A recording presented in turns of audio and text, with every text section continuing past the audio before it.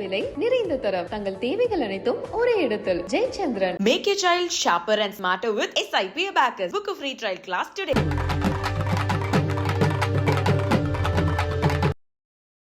எனக்கு உதவின்னு நீங்கள் கூட செய்யவே வேண்டாம். எனக்கு ஏதாவது ஒரு சான்ஸ் கொடுங்க. அந்த பணத்தை வச்சுக்கின்னு நான் ஹாஸ்பிட்டலில் நான் பார்த்துக்கிறேன். அப்படி இல்லைங்களா, உங்களுக்கு மனசார ஏதாவது செலவு பண்ணணும்னு தோணுச்சு, என் கையில் கூட பணம் கொடுக்காதீங்க. ஒரு நல்ல ஹாஸ்பிட்டலில் சேர்த்து இந்த நோயை மட்டும் குணப்படுத்துகிற மாதிரி பண்ணிட்டீங்கன்னா இதை விட வாழ்க்கையில் நான் எதுவுமே உங்களை மறக்க மாட்டேன். நல்லா தான் நான் இருந்தாங்க. ஒரு 4 மாதமாக தான் வயிறு வலிக்குதுன்னாரு. இட்டுன்னு போனோம் ஹாஸ்பிட்டலுக்கு. ஓமந்தூர் தான் ஃபஸ்ட்டு இட்டுன்னு போனது. இட்டுன்னு போய் ஓமந்தூரில் என்னன்னா கல்லீரல் டேமேஜ் ஆகிடுச்சு. அங்கே போய் அட்மிட் ஆகணும் தான் தெரியுது மஞ்சக்காமலை வேறு இருக்குது உடம்புல அப்படின்ட்டு. நடக்க முடியல, சரியாக ஏந்துக்க முடியல, உட்காந்தா படிக்க முடியாது, படுத்தா உட்கார முடியாது. சினிமாவில் வர காமெடி ஆகி போச்சு என் வாழ்க்கை. இந்த நிலைமைக்கு என்ன காரணமாக இருக்கும்னு நினைக்கிங்க? அதான் டாக்டர் சொல்லிட்டாங்களே, குடி தான். தயவுசெய்து குடியை மறந்துடுங்க. இல்லைன்னு வச்சுங்க, என்ன மாதிரி தாங்க நீங்களும் ஹாஸ்பிட்டலும் கைமா சுற்றி நிறுவனம். ஜோதி காக்கா இருக்காங்க, சார் சூர்யா சார் இருக்காங்க, இப்போ பாதியண்ணா இருக்காங்க, தலைவர் சூப்பர் ஸ்டார் இருக்கார். வீட்டுக்காருக்கு ஒரு நல்லபடியாக ஒரு முறைப்படி ஒரு டாக்டர்கிட்ட கூட்டிகிட்டு போய் ஏதாவது பண்ணுறதுக்கு நம்ம அண்ணன் லாரன்ஸ் மாஸ்டர்னு கேபி பாலா இவங்கெல்லாம் வந்து ஹெல்ப் பண்ணுங்கள். வீட்டுக்கு வந்து பாருங்கள். இந்த உதவியை வந்து நாங்கள் என்னென்னைக்கும் மறக்க மாட்டேன். கண்டிப்பாக இதை நீங்கள் செய்வீங்கன்னு நான் நம்புறதுனால இந்த வீடியோவை நான் விடுறேன்.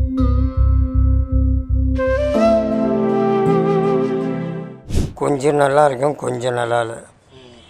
எல்லாருக்கும் தை பிறந்தா வழி பிறகுன்னு சொல்லுவாங்க. எனக்கு தை பிறக்கிறதுக்கு ஒரு 10 நாளைக்கு முன்னாடியே ஹாஸ்பிட்டல் என்னை கூப்பிட்டுச்சு. அதுலேருந்து இந்த 6 மாதமாக ஹாஸ்பிட்டலும் வீடுமா தான் இருக்கேன். கொஞ்சம் இந்த லிவர் ப்ராப்ளம் சொல்லி ஹாஸ்பிட்டல்லேருந்து இப்போ கூட வந்து ஒரு 10 நாள் தான் ஆகுது. நடக்க முடியல, சரியாக ஏந்துக்க முடியல, உட்காந்தா படிக்க முடியாது, படுத்தா உட்கார முடியாது. சினிமாவில் வர காமெடி ஆகி போச்சு என் வாழ்க்கை. எப்படி நான் ஸ்டார்டிங் என்ன நடந்துச்சு, என்ன ஆச்சு உங்களுக்கு முதல்ல? ஃபஸ்ட்டு வந்து எனக்கே தெரியாதுங்க. நல்லா நார்மலாக தான் எப்பயும் போகிற மாதிரி 4 மணிக்கெல்லாம் நான் வாக்கிங் போகிற ஆள். ஒரு நாள் திடீர்னு ஏந்துக்க முடியல. வயிறு புக்குன்னு பார்த்தா நல்லா வீங்கி இருந்தது, கால் வீங்கி போனது. எனக்கு தெரியல, வயிறு வீக்க மட்டும் தெரிஞ்சது. நடக்க முடியல. அதுக்கப்புறம் தான் ஹாஸ்பிட்டலுக்கு போயிட்டு பார்த்த உடனே என்னை அட்மிட் பண்ணிட்டாங்க ஓமாந்தூர் ஹாஸ்பிட்டலில் சென்ட்ரலில். அதுக்கப்புறம் அவங்க வந்து இன்ஜெக்ஷன் போட்டு டேப்லெட் கொடுத்து இது இந்த வயிற்றில் இருக்கிற நீரெல்லாம் எடுத்தாங்க. நல்லா ஆயிடுச்சு. மறுபடியும் ஒரு 15 நாள் கழிச்சு அதே மாதிரி ஆச்சு. போனேன். அந்த மாதிரி இன்னமும் ஒரு 4-5 தடவை அதே ஹாஸ்பிட்டலில் அட்மிட் ஆகிட்டு இருந்தேன். அவங்க என்ன சொல்கிறாங்கன்னா, நான் கொடுக்குற டேப்லெட்டு, அந்த டேப்லெட்டை நீங்கள் கரெக்டாக யூஸ் பண்ணுங்க. அந்த டேப்லெட்டை கரெக்டாக யூஸ் பண்ணாலே உங்களுக்கு கரெக்டாகிடணும். இது வரைக்கும் நான் எல்லாம் கிரிக்கெட் விளையாடும் போது செஞ்சுரி வச்சா கை தட்டுவாங்க. நான் 1000 மாத்திரை கிட்ட போட்டேன். இது வரைக்கும் ஒன்றும் சரியாகிற மாதிரியே தெரியல. மாத்திரை தான் போட்டுன்னு இருக்கேன். மாத்திரையும் காலியாக போகுது. இன்னும் 2 நாளில் போய்ட்டு வாங்கணும். நல்லா தான் நான் இருந்தாங்க. ஒரு 4 மாதமாக தான் வயிறு வலிக்குதுன்னாரு. இட்டுன்னு போனோம் ஹாஸ்பிட்டலுக்கு. ஓமந்தூர் தான் ஃபஸ்ட்டு இட்டுன்னு போனது. இட்டுன்னு போய் ஓமந்தூரில் என்னன்னா கல்லீரல் டேமேஜ் ஆகிடுச்சு. நீங்கள் உடனே போக முடியாதுன்னு இவர் வந்துட்டார். ஏதோ போய் சொல்லிட்டு வந்துட்டோம். என்னாடி அட்மிட்ன்றாங்க, பயமாக இருக்குது, எதனா பண்ணியிருக்கேன், போய் பார்க்கலாம் வாங்க அப்படின்னு பண்ணால் அங்கே போய் அட்மிட் ஆகணும் தான் தெரியுது மஞ்சக்காமலை வேறு இருக்குது உடம்புல அப்படின்ட்டு. மஞ்சக்காமலை கலந்துடுச்சுமா, ஆனால் ரத்தத்தில் கலக்கலை அப்படின்னாங்க. இல்லை டாக்டர், அவங்க பல்லு வளர்க்கும் போது பிளட்டாக தான் எடுக்கிறாங்க அப்படின்னோட அவங்க இன்டர்ஸ்கோப் மூலயமா அது வாய் வழியாக எடுக்கணும்னு அங்கே 10 நாள் அட்மிட் ஆகிருந்தோம் ஓமந்தூரில். அந்த இது வந்து ஜிஹெச்சில் தான் இருக்குது அதனுடைய ஸ்கீமு. நீங்கள் ஜிஹெச்சுக்கு போங்கன்ட்டு 2வது டவர் 200 போனோம். 2nd ஃப்ளோருக்கு போயிட்டு ஓபி சீட்லாம் போட்டு அங்கே டாக்டர்லாம் பார்த்து 10 நாள் அட்மிட் ஆகி பார்த்தோம். நல்லாச்சு. இது என்னன்னா கல்லீரல் போனதுனால மாதத்துக்கு ஒரு வாட்டி இந்த மாதிரி வருமா. நீ என்ன தான் குடிக்கலினாலும் இது வந்து தான் ஆகுமா. அது வேறு கல்லீரல் வச்சாதான் வந்து, அதுவும் கல்லீரல் வைக்கிறவங்களுக்கு பாடி வந்து நல்ல இதுவாக இருந்தால் அவங்க வைக்கிறதும் உங்களுதும் கரெக்டாக இருந்தால் தான் அது பொருந்துமா. இல்லைன்னா செட் ஆகுது. அதுவும் நான் உங்களுக்கு வந்து உறுதியாக சொல்லிடுறேன். நீ கல்லீரல் வச்சா தான் பழைப்பேன்னு எங்கள் வீட்டுக்காருக்கு நீ சொன்னியே, ஏன் பழைக்கலன்னு எங்கள் கிட்ட வந்து கேட்கக்கூடாது. அது கூட இப்போ டைம் இல்லைம்மா, 6 மாதம் ஆகும். இப்போ 25 நாள் அட்மிட் ஆகிருந்தோம். கல்லீரல் வைக்கல, அவசரப்படாதீங்க, இன்னும் 6 மாதம் டைம் கொடுக்குறோம். அதுக்குள்ளே நல்லா நல்ல உடம்புலாம் ஆகாரத்தோடு வந்தீங்கன்னா வேறு கல்லீரல் ட்ரான்ஸ்ஃபார்ம் பண்ணி நம்ம பண்ணால் ஓகே. அது கூட வந்து 20-30% தான். இந்த நிலைமைக்கு என்ன காரணமாக இருக்கும்னு நினைக்கிங்க? அதான் டாக்டர் சொல்லிட்டாங்களே, குடி தான். நான் குடித்தவன் தான், யோக்கியம் கிடையாது. பயமாக தண்ணி அடித்தேன் ஒரு டைமில், கல்யாணம் ஆகிறதுக்கு முன்னாடியெல்லாம். அப்போ அடித்த குடி இப்போ வேலை காமிக்குது எனக்கு. இப்போன்னா லேட்டஸ்ட்டாக வந்து பிஜிலி ரமேஷன் தெரிய ஆரம்பிச்சிச்சுக்குன்னு பப்ளிக்காக நான் ஒயின் ஷாப்பு போகிறதோ வர்றதோ அதை விட்டேன் நான். நியூ இயருக்கு முன்னாடி ஒரு வருஷத்துக்கிட்ட போய் தண்ணி அடிக்கிறதை விட்டு. அப்போ பண்ண தப்பு தான் இப்போ வேலை காமிக்குது. என்ன சொல்ல வரீங்க இப்போ அவங்க யங்ஸ்டர்ஸ்க்கெலாம் குடியை நிப்பாட்டணும் அப்படிங்கிற மாதிரி ஏதாவது அந்த மாதிரி? இந்த காலத்தில் பெத்த தாய் தகப்ப கட்டின பொண்டாட்டி யார் சொன்னாலும் கேட்க மாட்டாங்க, பட்டாதான் தெரியும்னு சொல்லுவாங்க. அதனால் வந்து நான் அட்வைஸ் பண்ணுற அளவுக்கு பெரிய யோக்கியம் கிடையாது. அவங்கவுங்க பார்த்து ஒருத்தரை திருந்தணும்னு சொல்லுவாங்க பாருங்கள், அந்த மாதிரி. இருந்தாலும் தயவுசெய்து சொல்கிறேன், இந்த வீடியோவை பார்த்துட்டு என் மேலே பாசம் வச்சிருக்கிறவங்களாக இருக்கட்டும், இல்லாதவங்களாக கூட இருக்கட்டும், தயவுசெய்து குடியை மறந்துடுங்க. இல்லைன்னு வச்சுங்க, என்ன மாதிரி தாங்க நீங்களும் ஹாஸ்பிட்டலும் கைமாக சுற்றி நிறுவணும். நல்லா இருக்கும்போது 4 ஃப்ரெண்ட்ஸ் இல்லை 40 ஃப்ரெண்ட்ஸு கூட வீட்டை தேடி வருவோம். நான் படிக்கையாக இருக்கேன், இது வரைக்கும் எந்த ஃப்ரெண்டும் வந்து என்னை பார்க்கல. யூடியூப் சேனல்காரங்க தான் அடிக்கடி வந்து வீடியோ எடுத்துகிட்டு போகிறாங்க, வீடியோ எடுத்துகிட்டு போய் அதை போட்டு காப்பிக்கிறாங்க. ஃப்ரெண்ட்ஸு கூட ஒருத்தவங்க கூட சொல்லிக்கிற மாதிரி வந்து பார்க்கல. என் அண்ணன் தம்பிங்க, என் ஃபேமிலி, என் ஒய்ஃபோட ஃபேமிலி, அவங்க தாங்க என்னை வந்து பார்த்துன்னு. இந்த நிலைமைக்கு காரணம் என்னவா இருக்கும்? நீங்கள் கல்யாணம் முடிச்சதுலேருந்து கூட இருக்கீங்க. அந்த குடி தான்.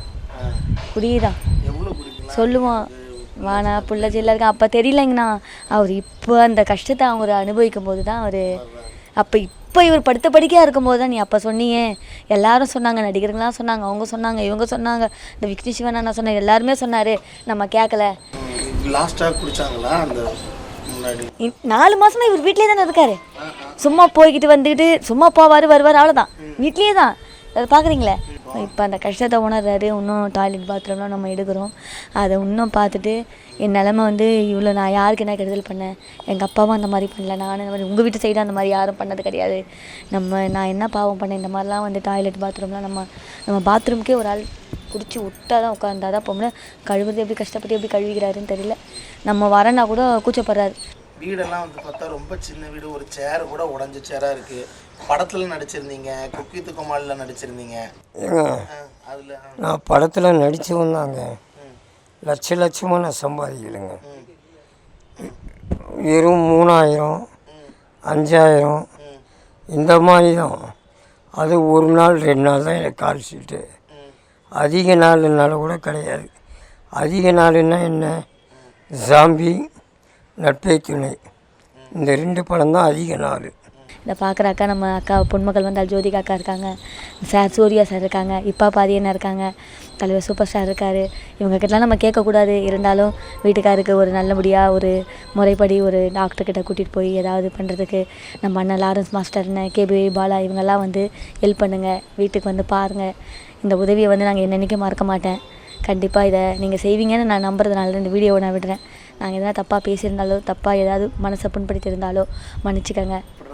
பையன் ஃபீல் பண்ணுறான். முன்னெல்லாம் விளையாட்டு பிறக்காக இருப்பான், இப்போ வந்து ரொம்ப வந்து ஃபீல் பண்ணுறது வந்து என்னை விட அவன் தான். பையன்தான் வந்து உம்முன்னு போகிறது என்னவோ வரது என்னவோ ஜாலியாக பேசுகிறான் கொள்கிறான் என்கிட்ட. அவன் வந்து அவங்க அப்பாவை பார்த்து ஒரு நாளும் வந்து ஃபீலிங் தான்.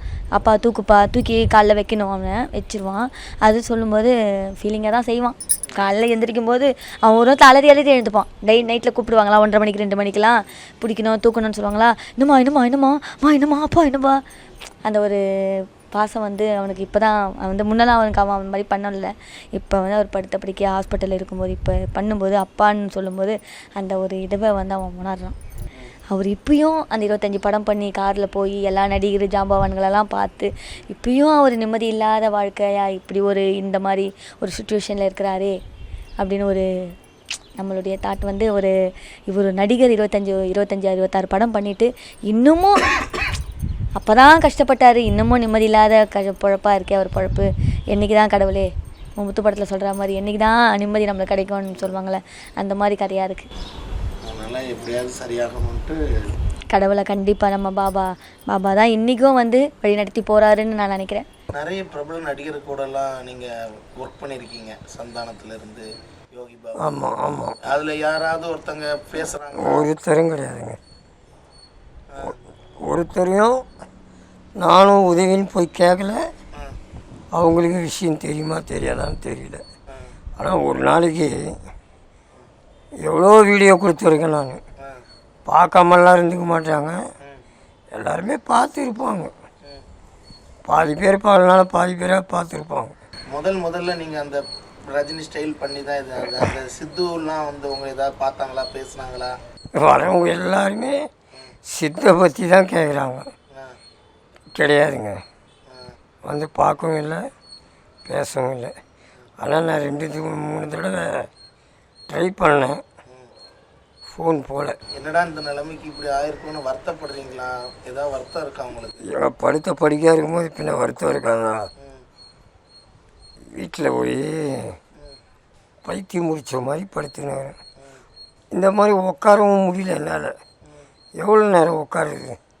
உட்காந்தா முதுகு வலிக்குது, நடந்தால் இந்த இடம் ஏந்துக்க முடிய மாட்டேங்குது, நடந்து நேருன்னு தோணுது. எங்கே இந்த இதில் தான் நடக்க தோன்று. ரோட்டுக்கும் போகிறது கிடையாது முன்ன மாதிரி. நான் காலைல 4 மணிக்கு வாக்கிங் போகிறவன். அந்த தூக்கம் மட்டும் கரெக்டாக நான் தூங்கியே பல நாள் ஆகுது. தூக்கம் தெரிஞ்சு போகுது. நைட்டில் கண்டதை யோசிச்சின்னு கண்ட கனவுகள் கற்பனைகள் இப்படி தான் என் வாழ்க்கையை தள்ளின்னு போயின்னு இருக்குது. மனுஷனாக பிறந்தது முதல் தப்பு. 2வது நான் கல்யாணம் பண்ணது தப்பு. 3வது குழந்தை பெற்றது தப்பு. இது 3ஐயும் செஞ்சுட்டு நான் திடீர்னு இப்போ கண்ணை மூடிட்டா அவங்க என்ன பண்ணுவாங்க? அதை தான் யோசிக்கிறேன். கல்யாணம் ஆகாமல் இருந்து எதுவுமே இல்லாமல் நான் போயிட்டு இருந்தேன்னா எந்த தொல்லையும் கிடையாது, யாரும் எதுவும் சொல்ல முடியாது. இப்போ நான் கண்ணை மூடிட்டா இந்த அறியாத வயசுலேயே விட்டு போயிட்டான் பார் அப்படின்னு சொல்லுவாங்க. விட்டு போகிறதுக்கு எனக்கு ஆசையா? கடவுள்னு ஒருத்தன் மேலே இருக்கும், யம தர்மம். வாடான்னு அப்படி ஒரு கை வச்சுனா டக்குன்னு அவங்க கூட போக வேண்டியது இருக்கும். இந்த இது இவ்வளோ கஷ்டத்துலையும் யார்கிட்டயாவது உதவி கேட்கணுன்னு ஏதாவது உங்களுக்கு ஆசை இருக்கா? இல்லை என்ன ஏதாவது கோரிக்கை வைக்கணும்னா வைங்க. எனக்கு நீங்கள் உதவி செய்யலனாலும் பரவாயில்ல, எனக்கு ஏதாவது சான்ஸ் கொடுங்கன்னு தான் கேட்குறேன் நான். சினிமாவில் மீண்டும் வந்து ஒரு சான்ஸ் கொடுங்க. அதுக்காக நான் நடக்கவே முடியாது, என்னால் ஓட முடியாது, ஒழிய முடியாதுன்றெல்லாம் கிடையாது. என் எனர்ஜியை பற்றி எனக்கு தெரியும். நான் மூச்சு கொடுத்து நடிப்பேன். என்ன சீன் சொன்னாலும் அதை கரெக்டாக செய்வேன். அந்த நம்பிக்கை இருக்குது. நீங்கள் உதவி பணம் உதவின்னு செய்ய வேண்டாம். எனக்கு ஒரு ஆமாம், நீங்கள் வேலையை கொடுங்க, ஊதியத்தை கொடுங்க. மற்றபடி நல்ல ஹாஸ்பிட்டலில் சேர்த்து அப்படி வேணா அந்த மாதிரி சேர்த்து எங்கிட்ட பணம் கூட கொடுக்க வேணாம். நீங்களே ஹாஸ்பிட்டலில் கட்டுங்க, எனக்கு உடம்பை தேற்றி விட்டா போதும். தயிர் சாதத்தை விட வேறு எதுவுமே சாப்பிட்றது கிடையாது. காலையில் ஒரு ஆப்பம் தேங்காய் பால், நைட்டில் இடியாப்பம், அப்படின்னா தோசை வீசை, அதுக்கும் பால் சர்க்கரை, மதியானத்தில் கொஞ்சம் தயிர் சாதம், மற்றபடி ஒன்றும் சாப்பிடும். கால் கையெல்லாம் இந்த அளவுக்கு வீக்கமாக இருக்குது, எப்படி அது என்ன நடந்துச்சு? கால் அதுதாங்க, வயிறு வீக்கமாகும், வேறு வீக்கமாகும், அந்த கால் வீக்கம். இந்த வீக்கத்தினால தான் என்னால் நடக்க முடியல. திரும்ப ஒரு சான்ஸ் கொடுத்து உங்களுக்கு எல்லாம் உடம்பு தேறி வந்தால் ஒரு பெர்ஃபெக்டாக நல்ல ஒரு இதாக காட்டுவீங்களா? அதை சொல்லுங்கள். கண்டிப்பாங்க. நான் இந்த அளவுக்கு இப்போவே இப்படி சொல்கிறேன்.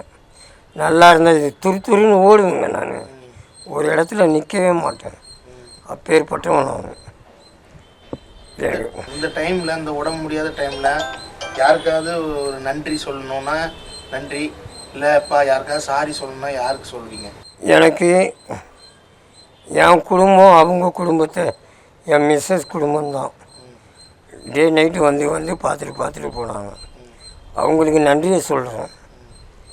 சாரி நான் யார்கிட்ட கேட்குறது? நான் என்ன தப்பு பண்ணிட்டேன் சாரின்னு கேட்குறதுக்கு? சாரியெல்லாம் நான் கேட்க மாட்டேன். எனக்கு நோய் வந்துருச்சுன்னு சொல்லி டாக்டர்கிட்ட சாரி சார் அப்படின்னு நான் சொல்ல முடியும். எனக்கு உதவி பண்ணவங்கள நான் மறக்கலை. யாரும் பண்ணலை எனக்கு. என் ஃபேமிலி அவங்க ஃபேமிலி தான் ஹாஸ்பிட்டலில் வர்றது போகிறது ஹெல்ப் பண்ணுறது எல்லாம் இருந்தாங்க. மற்றபடி என் கூட சுற்றின ஃப்ரெண்டோ யாரும் அந்த மாதிரி கிடையாது. பையன் என்ன சொல்கிறான்? பையன் என்ன? பாசகார பையங்க. ஒன்று கண்ணா வளர்த்துன்னு வரேன். 9வது படிக்கிறாப்புல அவிச்சி ஸ்கூல் தான். அவனுக்கு கொஞ்ச நாள் ஃபஸ்ட்டு வந்து ஒரு மாதிரியாக இருந்தது. இப்போ போக அவனுக்கே தெரிஞ்சு போச்சு. அப்பாவுக்கு உடம்பு முடியல, அவர் எதுவும் டிஸ்டர்ப் பண்ணக்கூடாது. குறைந்த விலை நிறைந்த தரம் தங்கள் தேவைகள் அனைத்தும் ஒரே இடத்தில். Jayachandran. Make your child sharper and smarter with SIP Abacus. Book a free trial class today. முடியாது எங்கேயாவது போய் சாவு போ.